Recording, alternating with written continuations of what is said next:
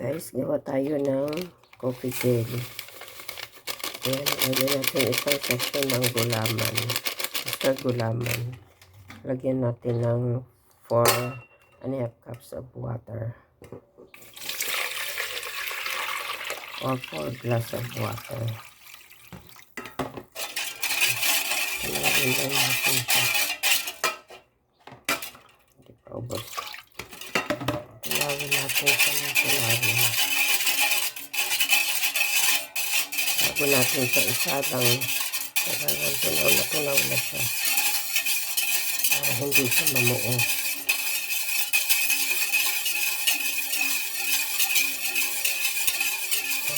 BFF.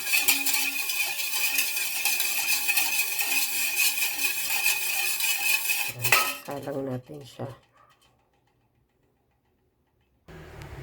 Ayan mga BFF, sinalang na natin yung ating Mr. Gulaman. Pakuluin lang natin siya.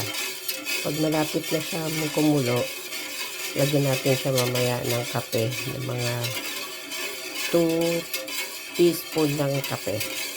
Tapos pakuluin natin. Balikan natin siya mga BFF pag kumulo na.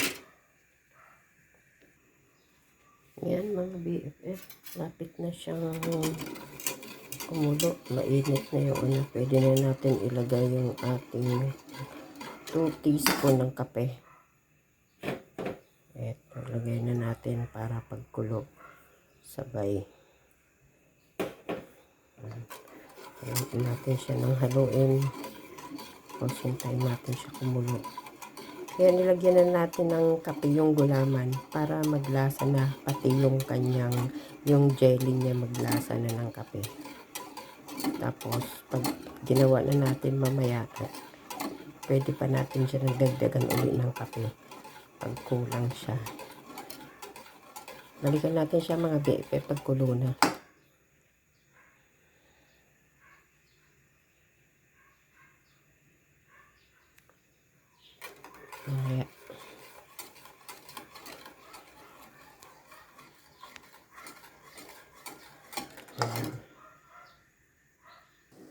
Ayan mga BFF, kumulo na siya. Umapaw pa nga.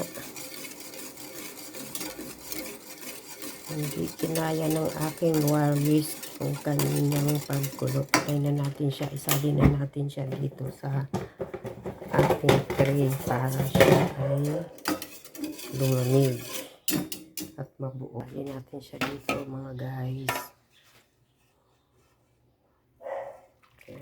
Careful lang. Ayan o, salin natin siya dyan lahat.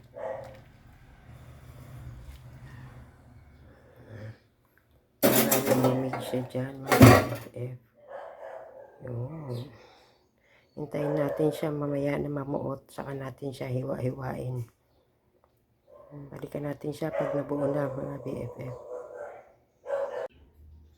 Ayan mga BFF, nagawa ko na yung ating, hindi ko na napakita paglagay ko ng condensed milk. Ito na lang, may natira pa ng Nestle cream. Inubos ko na siya mga BFF. At saka yung kape, dagdagan pa natin ng kape. Tunawin nyo muna yung kape sa isang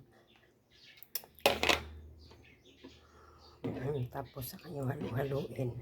Ayan na, okay na yan. Isang condensed lang mga BFF ang nilagay ko. Tapos sa dalawang gulaman, Mr. Gulaman, dalawang sachet. Tapos isang ano ba tawag niyan? All-purpose cream. Yun. Yan, okay na siya mga BFF. Kakain na lang, ready na. Yan. Tikiman blues na. Balikan natin siya. Ayan na mga BFF, tapos na. Nagawa ko na ang ating coffee jelly. Diba, ang sarap. Ayan, bye bye mga BFF. See you next luto or gawa sa kusina ng Blind Kusinera sa aking YouTube channel. Thanks for watching. Bye bye.